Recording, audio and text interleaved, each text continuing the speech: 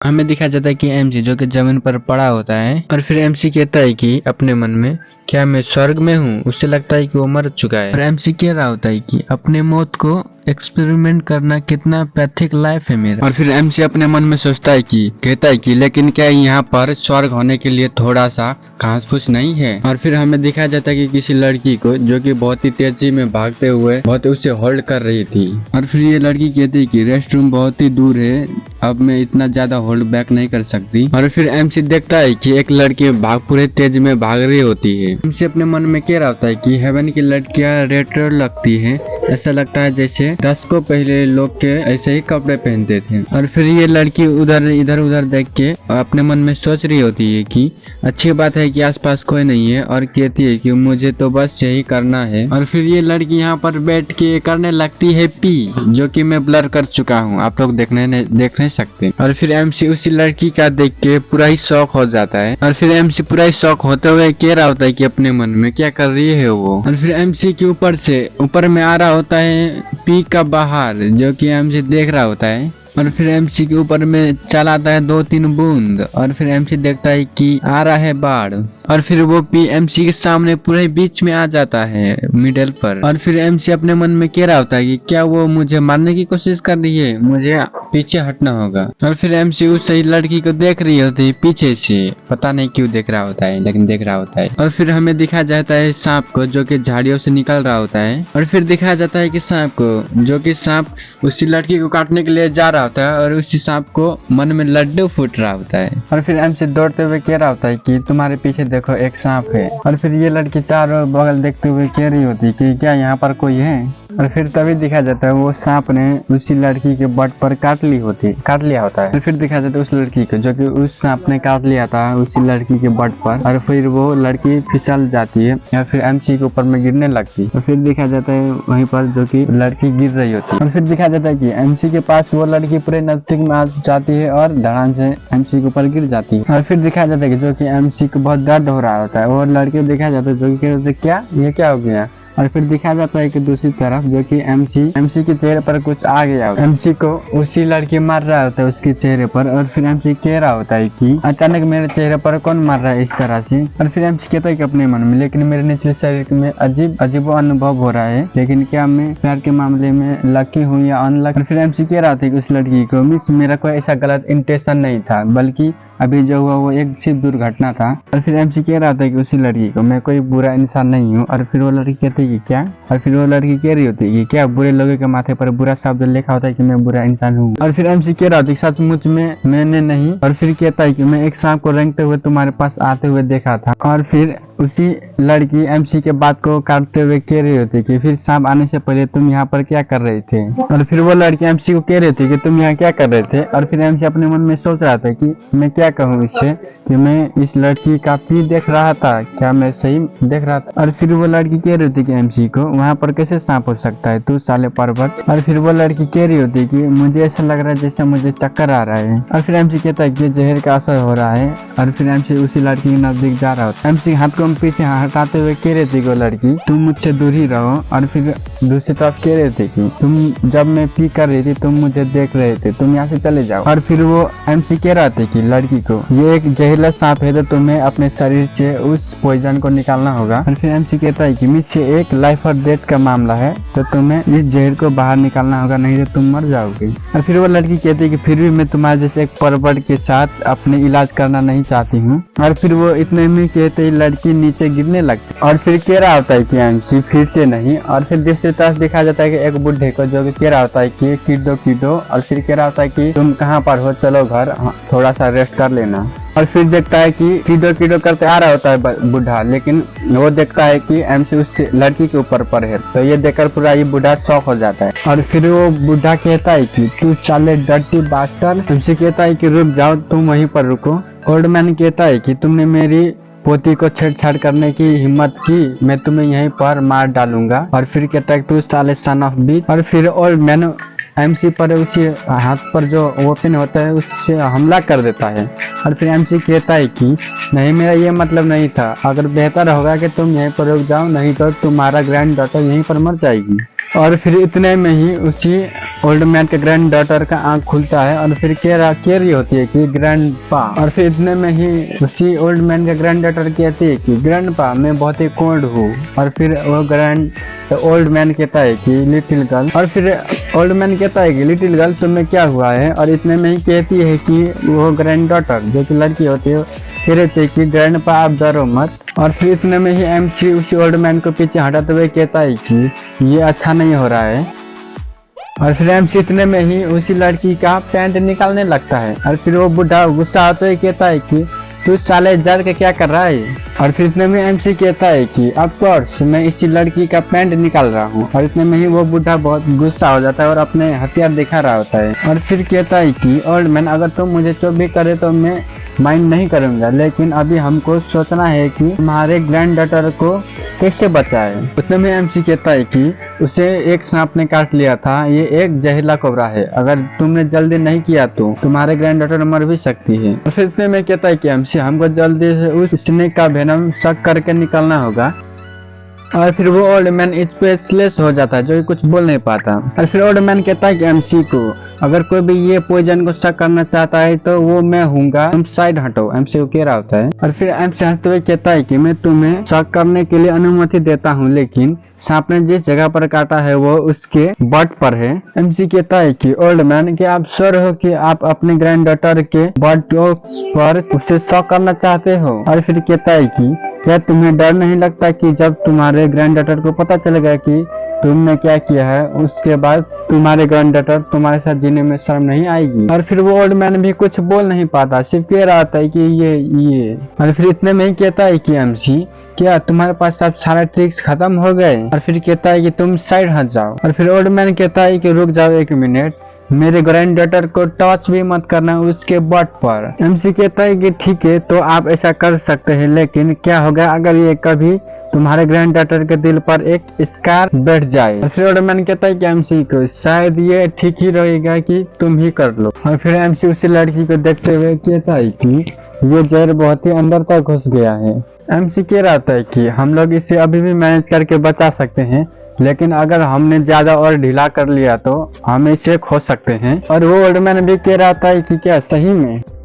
और फिर एमसी अपने मन में सोच रहा होता है कि अगर मेरे मेडिकल एक्सपीरियंस से भी देखा जाए तो मैंने कभी भी इस जगह से पॉइजन शक नहीं किया है। और फिर वो ओल्ड मैन कहता है कि एमसी को मैं तुमसे भीख मांग के कहता हूँ कि प्लीज मेरे ग्रैंड डॉटर को बचा लो, मेरे पास सिर्फ यही एक ग्रैंड डॉटर है। एमसी बहुत जोरों से सांस लेते हुए सोच रहा होता है कि चलो लोगों की जान बचाना जरूरी है ना कि लड़ना। और फिर एमसी उसी लड़की का बट पर वो उसी पॉइजन को निकालने लगता है अपने मुख से। एमसी ने जो कि उसी लड़की का पॉइजन जो कि निकाल चुका होता है। और फिर एमसी कह रहा होता है कि वो जहरीला खून काफी हद तक खत्म हो चुका है। कहता है कि ओल्ड मैन तुम चले जाओ माउंटेन पर हर्ब कलेक्ट करके आ जाना। और फिर एमसी कह रहा होता है कि हर्ब का नाम जो कि लेबिया चाइनेसिस, रोजामा कैप्टिस, चाइनेसिस, गोल्डन साइप्रस, स्कॉर्पियन, सैंड्रन, डुचन, पाइप, राहबराम, वेलगारिस जितना भी होता है उतने माउंटेन पर मिल जाएंगे। एमसी कह रहा होता है उसी ओल्ड मैन को जो कि हर्ब होता है। और ओल्ड मैन भी कहता है कि लेकिन इनमें से कुछ मुझे तो हर्ब का नाम हर्ब तो मुझे पता ही नहीं। और फिर कहता है कि एमसी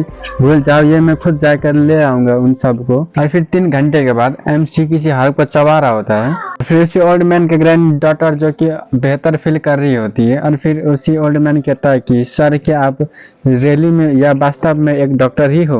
और फिर एमसी कहता है कि उसी ओल्ड मैन को क्या तुम मुझ पर शक कर रहे हो, अगर तुम मुझ पर विश्वास नहीं करते तो मैं तुम्हारे ग्रैंड डॉटर को हेल्प करने के लिए रोक सकता हूँ। और फिर कहता है कि ओल्ड मैन मैं तो बस ऐसा ही पूछ रहा था। और फिर एमसी कहता है कि चिंता मत करो, मैं किसी के लाइफ के साथ में मजाक नहीं करता। और फिर ओल्ड मैन थोड़ा सा इमोशनल होते हुए कहता है कि थैंक यू। और फिर कहता है कि एमसी वैसे ओल्ड मैन। और फिर एमसी कहता है कि वैसे ओल्ड मैन अभी कौन से साल है, आप और आपकी ग्रैंड डॉटर बहुत ही रेट्रो कपड़े पहन रहे हो, ये दोनों 10 को पहले की कपड़े थे। ओल्ड मैन कहता है कि भले ही हम पहाड़ों में रहते हैं फिर भी हम उतने पुराने नहीं होते जितने अब हैं। ओल्ड मैन कहता है कि ये है 2019। एमसी कहता है कि क्या। और फिर एमसी कहता है कि उससे ओल्ड मैन को क्या कहा तुमने, ये कौन सा साल है अभी। ओल्ड मैन कहता है एमसी को ये 2019 है, इधर कुछ प्रॉब्लम है क्या? और फिर एमसी कहता है कि क्यों ना तुम्हारे घर चल के हम कैलेंडर चेक करें। और फिर एमसी उसी ओल्ड मैन का कॉलर पकड़ते हुए कहता है कि क्यों ना हम चले तुम्हारे घर और चेक कर तुम्हारे कैलेंडर को। और फिर वो ओल्ड मैन कहता है कि अरे रुको जरा, मेरा ग्रैंड डॉटर यहीं पर सोई हुई है और वो नंगी है, नंगी मतलब नेकेड है, उससे भूलो मत। और फिर हमें दूसरे सीन में दिखाया जाता है कि ओल्ड मैन का हाउस। और फिर एमसी देखता है कि कैलेंडर में ये 2019 और तारीख 5 हुआ होता है। एमसी कहता है कि अब क्या ये 2089 नहीं है? और फिर एमसी अपने मन में सोच रहा था तो कहता है कि ये कैसे 2019 हो गया, ये कैसे हो गया? और फिर शीशे में खुद को देखते हुए कहता है कि क्या ये मैं हूँ? और फिर एमसी कह रहा होता है कि मेरा ओमेगा सेफ चिन्ह और मेरा ब्यूटी मार्क विडोज पीक सारे किधर चले गए? ओल्ड मैन कह रहा होता है कि आजकल के यंगस्टर के इन दिनों नार्सिसिस्टिक हो रहा है। एमसी ओल्ड मैन को कह रहा होता है कि ओल्ड मैन अभी का अलायंस का लीडर कौन है? और फिर ओल्ड मैन कहता है कि क्या लीडर, तुम किस बारे में बात कर रहे हो? कहता है ओल्ड मैन कहता है कि एमसी को ये हुआ जिया का देश है और इसके कोई पड़ोसी देश भी है, एमआई का देश, जिंग या का देश, लेकिन मैंने कभी किसी गठबंधन के बारे में नहीं सुना, कहता है ओल्ड मैन। और फिर एमसी अपने मन में सोच रहा होता है कि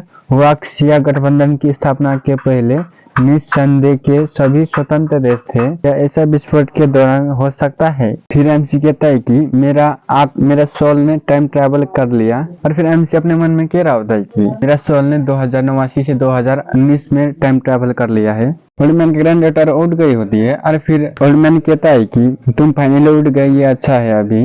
और फिर वो ओल्ड मैन का ग्रैंड डॉटर कहता है कि अभी क्या हुआ मुझे, मैं क्यों घर पर हूँ? और फिर कहता है कि हम लोग क्या नहीं गए थे वुड काटने के लिए माउंटेन पर? ओल्ड मैन कहता है कि एमसी को दिखाते हुए, तुम नॉट ईगल, तुम्हारे वजह से मैं डर ही गया था। और फिर कहता है कि तुमको एक सांप ने काट लिया था जो कि पॉइजनस स्नेक था, लकीली इस ब्रदर ने तुमको बचा लिया। वो लड़की एमसी पर भड़कते हुए कहता है कि तो बास्टर परवर्ट। और फिर ओल्ड मैन कहता है कि नॉट ईगल, एमसी पर इतना ज्यादा रूड मत हो, कह रहा होता है। और फिर वो लड़की कहती है कि आप उसके लिए क्यों बोल रहे हैं, उसने मेरे बर्ड की ओर देखा। एमसी कहता है कि ओल्ड मैन को चलो मैं इसे एक्सप्लेन कर देता हूँ। और फिर कहता है कि बॉयल मेडिकल हार्ट जो कि ऑलमोस्ट डन हो चुका है, तो तुम जाके ले आओ। और फिर एमसी सॉरी, और फिर ओल्ड मैन कहता है कि ठीक है मैं जा रहा हूँ लाने। और फिर वो लड़की कहती है कि एमसी को, क्या तुमने ये हेल्प किया मुझे ये मेडिसिन लगाने में? और फिर एमसी कहता है कि हाँ मैंने अप्लाई किया है तुम्हारे बट में मेडिसिन लगाने के लिए। और फिर एमसी कहता है कि साथ ही मैंने सारा जहर अपने मुंह से चूस लिया, अभी क्या तुम सेटिस्फाई हो? और फिर वो लड़की शर्मा जाती है। और फिर वो लड़की कहती है कि तुमने मेरे साथ ऐसा क्यों किया, फ्यूचर में मुझसे कौन शादी करेगा? और फिर एमसी कहता है कि उसी लड़की ने जब इसके लिए मदद किया जब तक कि तुम नहीं चाहते तुम्हारे ग्रैंडपा, इसके लिए मुझे फोर्स किया कि मुझे मदद करिए पॉइजन शक करने में। और फिर एमसी अपने मन में सोच रहा होता है कि ये अजीब है कि मैंने अचानक ही टाइम ट्रैवल क्यों किया। एमसी सोच रहा होता है कि लैब में एक्सप्लोजन होने के बाद मुझे कई मीटर दूर उड़ा सकता है, यहाँ तो 70 साल पहले मुझे कैसे उड़ा सकता है? फिर एमसी जाते हुए कह रहा होता है कि तुम फुली रिकवर नहीं हुए तो तुम अच्छा रेस्ट करो अभी। और फिर ये लड़की कहती है कि तुम्हारा नाम क्या है? और फिर एमसी कहता है कि ये वुटियन। और फिर ये लड़की अपने मन में सोच रही होती है कि ये वुटियन सच में एक एरोगेंट नेम है। और फिर ये लड़की कहती है कि मेरा नाम है ली वान ईर। लिन वान ईर कहती है कि तुम ऐसे सुनसान पहाड़ों पर क्यों आओगे, तुम तो देखने में ऐसे नहीं लग रहे हो कि हमारे गांव से हो तुम। फिर एमसी कहता है कि मुझे कोई अंदाजा नहीं है, मैं वहीं उठा और मैंने पिंग की आवाज सुनी। और फिर लीवान ईर कहती है कि फिर तो तुमने सब कुछ देख लिया होगा। लीवान ईर कहती है कि नहीं बिल्कुल नहीं, तुमने कहा कि तुम अभी जागे हो तो तुम्हें निश्चित रूप से अभी भी कंफ्यूज होंगे, ऐसा कोई तरीका नहीं है जिससे तुम उसे देख सकते हो। एमसी कहता है कि खैर मैं हमेशा बहुत ही जल्दी जाग जाता हूँ। और फिर लीवान ईर कहती है कि नहीं नहीं तुम अभी मजाक कर रहे हो, ये तुम मुझे पर्पसली मुझे टीजिंग कर रहे हो, मैंने सही कहा ना, कहती है। और फिर कहती है लीवान ईर एक्चुअली में तुमने कुछ देखा ही नहीं, मैंने सही कहा ना, कहती है। एमसी कहता है कि तुम्हारा मतलब है कि पी मुझे माफ करना, मैंने सभी चीजें देख लिया है। और फिर कहता है कि और मैंने क्लियरली देखा। लीवान ईर कहती है कि तू साले परवर्ट को मैं अभी यहीं पर मार दूंगा। और फिर एमसी कहता है कि लीवान ईर को इधर उधर मत घूमो, तुम्हारे घाव और भी बदतर हो जाएंगे। और फिर लीवान ईर कहती है कि गिरते हुए मेरा बट बहुत ही दर्द कर रहा है। और फिर एमसी कहता है कि लीवानीर को मैंने तुमसे कहा था कि इतना ज्यादा घूमो मत। एमसी जो कि उसी लीवानीर के चड्डी बाहर निकाल दिया था, मसाजर देने के लिए। और फिर वो लिवानिर कहती है कि तुम क्या कर रहे हो पर्वत। और फिर एमसी गुस्सा होता है, कहता है कि लिवानिर को इतना ज्यादा मुंह मत करो, ऑफकोर्स मैं तुम्हें ट्राई कर रहा हूँ कि मैसेज देने के लिए ताकि तुम्हारे पेन को रिलीफ मिले। और फिर कहती है कि लिवानिर तू साले बास्टर पर्वत डर्टी पर्वत। ओल्ड मैन कहता है कि एमसी को मेडिसिन रेडी है अभी। फिर ओल्ड मैन कहता है कि कंबल के नीचे छुप कर क्या कर रहे हो, गर्मी का मौसम है, क्या तुमको गर्मी में दम घुटने का चिंता नहीं है। लिवानिर कहती है कि अब से उस पर्वत और मेरा एक दूसरे से कोई लेना देना नहीं है, मरते दम तक मैं ऐसा करना बंद कर दूंगा। और फिर ओल्ड मैन कहता है कि एमसी को यंग मैन क्या हुआ। और फिर एमसी कहता है कि कुछ भी नहीं, बस मैं उसे मसाज दे रहा था ताकि उसे पेन से रिलीफ मिले। एमसी कहता है कि शायद उसे दिन में 2 बार अपनी पेन उतारना पसंद नहीं है। और फिर एमसी अपने मन में सोच रहा था कि ये काफी इलास्टिक है, ये फीलिंग बुरा नहीं है। लिवानिर एमसी पर चिल्लाते हुए कहती है कि मैं तुमको चेतावनी देता हूँ कि तुमने कोई बात फैलाने की कोशिश की तो मैं स्वर की सम्मत लेता हूँ कि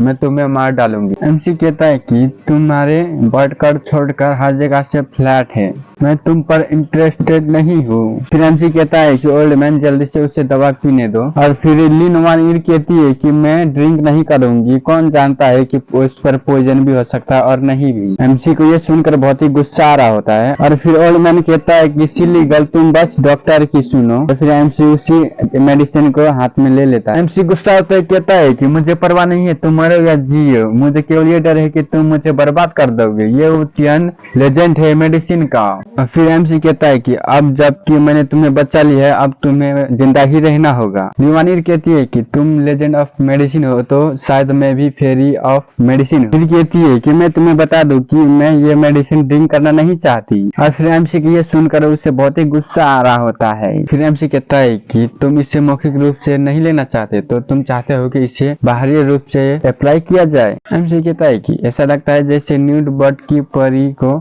लगता है कि ये पहले पर्याप्त इंजॉयबल नहीं था, मैं चाहता हूँ कि मैं तुम्हारी चोट को फिर से चेक करूँ। फिर लिवानिर कहती है कि मेरे नजदीक मत आओ, मैं ड्रिंक करूंगी। और फिर लिवानिर कहती है कि ठीक है मैं ड्रिंक करूंगी। फिर लिवानिर अपने मन में सोच रही होती है कि एमसी को इतना ज्यादा मेरा पेन उतारने में अच्छा लगता है। फिर ओल्ड मैन कहता है कि मेरी ग्रैंडडॉटर की चोट बहुत गंभीर तो नहीं है। एमसी कहता है कि ओल्ड मैन का कुछ भी नहीं है, उसे बस कुछ ट्रीटमेंट की जरूरत है, वैसे भी मुझे कहीं नहीं जाना है। फिर एमसी कहता है कि अगर मैं यहीं पर कुछ दिनों तक रुक जाऊं तो क्या तुम्हें कोई आपत्ति है। ओल्ड मैन कहता है कोई प्रॉब्लम नहीं, जब तक तुम उस लड़की को ठीक कर सके हो तब तक तुम रह सकते हो यहाँ पर। फिर हमें रात का समय दिखा जाता है। फिर हमें दिखा जाता है कि लिवानिर को जो कि वो सपने में कह रही होती है कि मेरा पेंट मत उतारो, जो कि एमसी उतार रहा होगा। एमसी सोच रहा होता है कि अगर ये मैंने टाइम ट्रेवल किया है तो फिर ये बॉडी का ऑनर कौन होगा। एमसी सोच रहा होता है कि लिवानिर और उसके ग्रैंडफादर के अनुसार मैं इस विलेज का नहीं हूँ।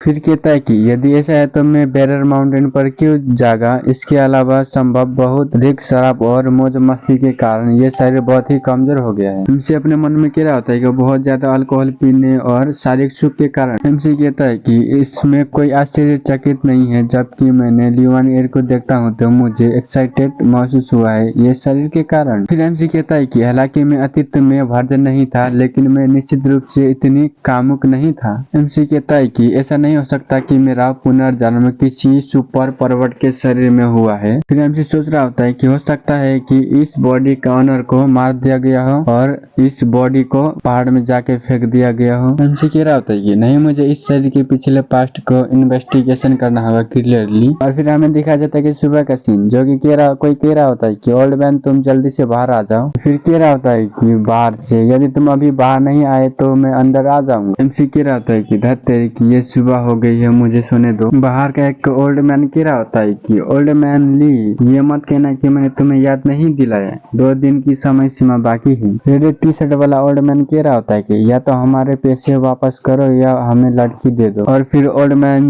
ली शॉक होते हुए कहता है कि इतने सारे लोगों को यहाँ लाने से आपका क्या मतलब है, तुम क्या हमको किडनैप करना चाहते हो। और फिर ओल्ड मैन जाओ कहता है कि मैंने तुमसे कहा था ना पैसा है और ना ही लो। और फिर ओल्ड मैन ली कहता है कि कर चुकाने के लिए मैं अपनी ग्रैंड डॉटर को तुम्हें नहीं दूंगा। और फिर तभी ली वानिर कहती है कि ग्रैंडपा जाओ, क्या आप हमें कर्जा चुकाने के लिए कुछ और समय नहीं दे सकते? मैं आपसे वादा करता हूँ कि एक बार मेरे पास पैसे हो जाएंगे तो मैं आपको जल्द ही जल्द पैसा लौटा दूंगी। फिर ओल्ड मैन जाओ कहता है कि लड़की तुम बस हुजी के प्रस्ताव पर सहमत हो जाओ, क्योंकि वो एक बच्चा था, वो पहले से ही तुम्हारे प्यार में पड़ गया था, वो तुम्हारे लिए अच्छा होगा। और हुजी भी कह रहा था कि हाँ वानिर, मैं तुमसे अच्छा रहूंगा। ली वानिर कहती है कि हाथ जोड़ते हुए, ब्रदर हुजी, मैंने आपसे कई बार कह चुका है कि वास्तव में मेरे मन में आपके लिए उस तरह की भावना नहीं है। कह रही होती कि प्लीज प्लीज ऐसा मत बनो। और जाओ कहता है कि मैं तुम्हें पहले से ही एक मौका देता हूँ, जल्द से अंदर आओ और उस लड़की को बाहर लाओ। मैं यही सुनिश्चित करूंगा कि उसकी और हुजी की आज शादी हो के रहेगा। हुजी भी हंसते हुए कह रहा होता है कि वानिर, तुम फाइनली आज मेरे होने वाले हो। हुजी भी कह रहा होता है कि सारे लोग आगे बढ़ो। ओल्ड मैन ली भी कह रहा होता है कि जब तक मैं यहाँ पर हूँ कोई भी इस दरवाजे के पीछे नहीं जा सकता।